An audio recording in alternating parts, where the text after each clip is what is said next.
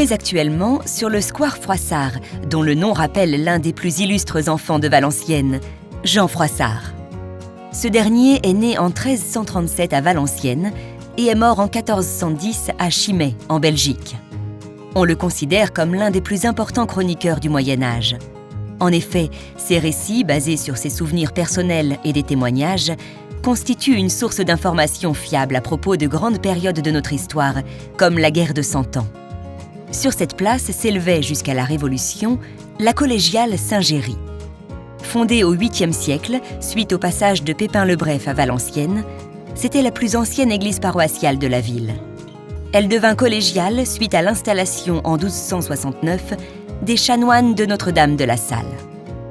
Ces derniers, normalement affiliés à l'église du palais comtal de la Salle-le-Comte, trouvaient cette dernière trop éloignée et demandèrent à être plus proches des Valenciennois. Ils restèrent à Saint-Géry jusqu'en 1428, puis retournèrent dans leur église originelle. En partant, ils laissèrent un vicaire, faisant ainsi de l'église Saint-Géry une collégiale dépendant de l'église de la Salle-le-Comte.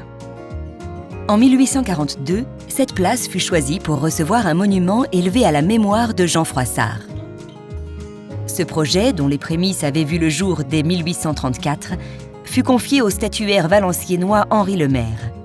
La première pierre du monument fut posée en 1851 et son inauguration eut lieu en 1856. L'inauguration de ce monument fut l'occasion pour la ville d'accueillir de grands personnages comme Prosper Mérimée et Nisard de l'Académie française ou encore Henri Wallon, alors membre de l'Académie des inscriptions et belles-lettres, et le compositeur Ambroise Thomas.